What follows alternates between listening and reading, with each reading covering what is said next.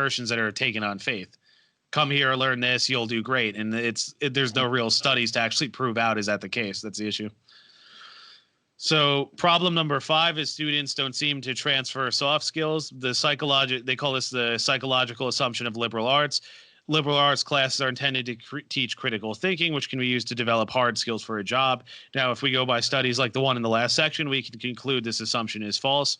So colleges tend to claim these students won't just learn these skills, but can and will use them in their day-to-day lives. But what if the assumption is false? Colleges, again, do not appear to study this and see if it actually works. They just assume it does. So Kaplan, again, explains in his book how educational psychologists have actually studied this for over a century and seem to have found that students only learn material they're specifically taught, if anything at all. The educational psychologists Richard Haskell, Douglas Detterman, Terry Hyland, and Steve Johnson have all said similar stuff. So one way this is tested is that students are assigned a problem with a particular solution, then another problem with a similar solution afterwards. They find that the majority fail to recognize the pattern and make the connection.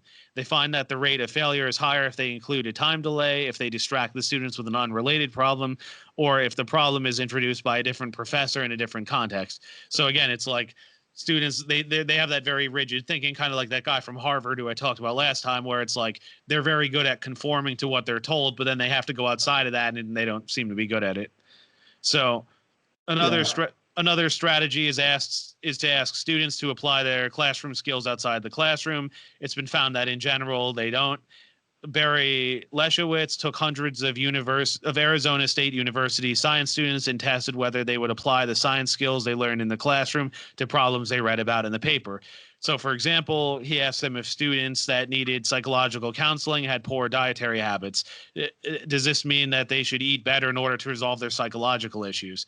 Well, the correct answer would be no, not necessarily, because a psychological problem could be the root of bad diet, or it could be that poor eating habits and mental issues have a common cause. So correlation, again, doesn't prove causation. Again, that's basic stuff. And in this study, he found that students had a less than 1% rate of a good scientific response. And again, you can say maybe that's not their field or whatever, but these are students who had gone through years of college, and many had studied advanced math, including calculus. So they couldn't solve some basic social science questions.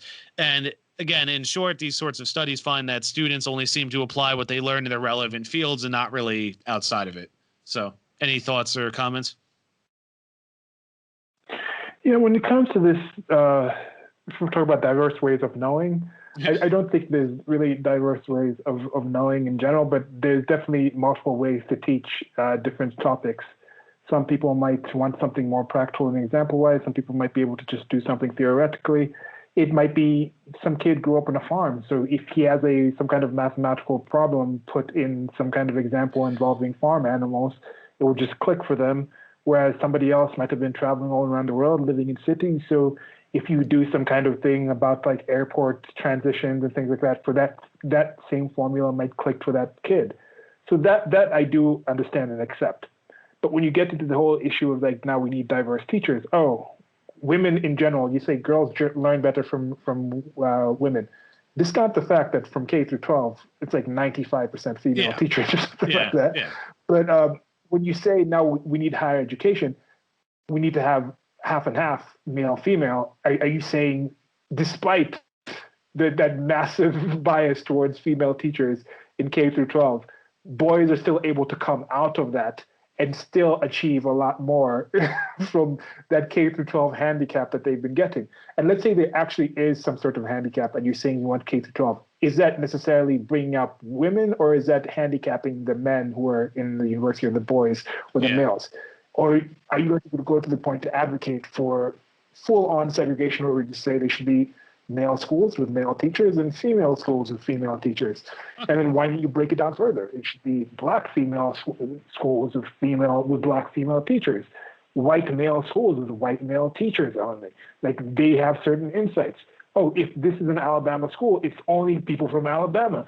They should be able to teach these people. Then you get to the point where, why aren't these people just advocating for homeschooling? Because who would actually be able to identify more with every single child than one of their parents? Who should be able to understand their peccadillos and how they learn, how they teach, how they act, and have that connection, when who would be even more invested? But no, they find ways to kind of stop that whole, oh, we need to specialize learning to each student at a certain level that doesn't seem to go all the way to, we need to get back to a point where learning can be as individualized as possible. And as individualized as possible is harder to get more individualized than a homeschooling type of environment or an apprenticeship type of environment, one-on-one kind of thing where you're learning directly from that person.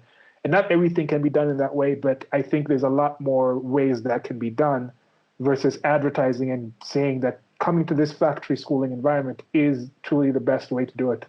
As you mentioned, with many of the kids who didn't go to the Ivy Leagues even though accepted, they might have had several reasons of why it was preferable maybe to go to a school that's closer to their home so they can commute, or their parents can come visit. They have some extra connection with that and they can still learn the information. So I think that's one thing that is being seen right now with a lot of this remote learning. There's going to be ways where you can get the information itself without so much of the location, which I think most of the advertising is about the location rather than the information. Well, we'll get more into this on the section on grading as well. But again, where this also becomes murkier is the good versus the bad teachers. Like, I think they say something like you can have students who aren't that great, but you can have teachers who are really engaging, who really motivate students. So then that'll sort of offset the students who aren't as good. But then if really strong students have weak teachers, they can sort of bridge that gap because they'll learn things on their own. They'll learn things faster. They'll take more initiative and all that. So again, some of this sort of gets murky because it's hard to weigh it either way.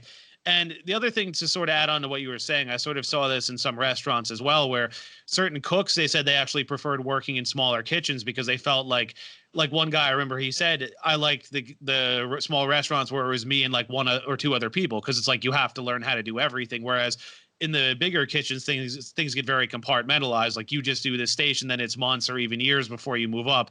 Now, obviously, you can walk around, look at the other stations. There's some learning by osmosis, but it feels more compartmentalized versus you're thrown in that where it's like, okay, you have to do entrees, you have to do vegetables, you have to do desserts, all that. So it's like you really have to learn everything. And some people have said they found that more valuable. Again, that's more of an anecdotal thing, but I wonder, to add on to your point about academia, I think it sort of applies as well. You have that one person mentoring you directly rather than you're 1 out of 50 or 100 in a class. The professor has no idea who you are.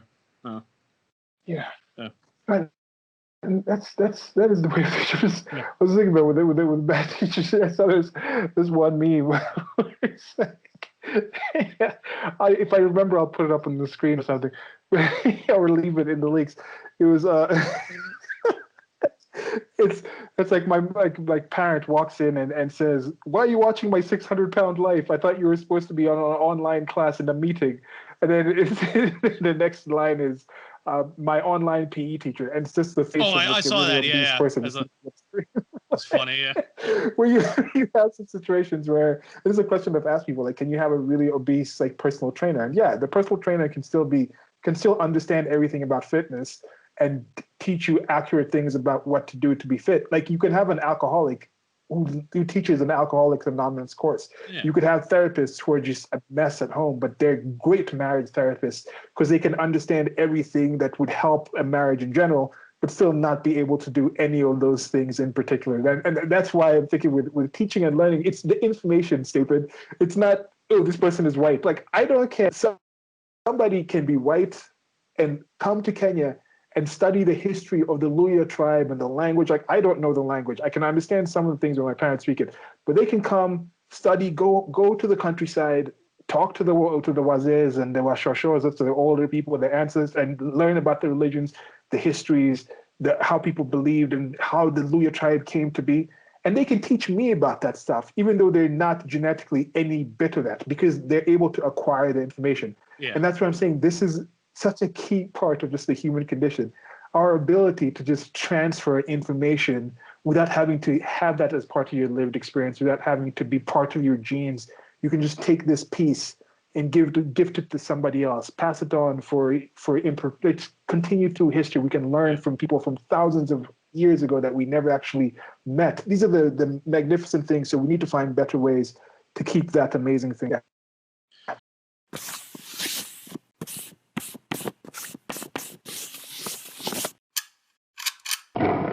Thank you for listening. This has been a clip from an actual longer recording that I'll try to leave a link to on the screen or somewhere around here where you're listening to this.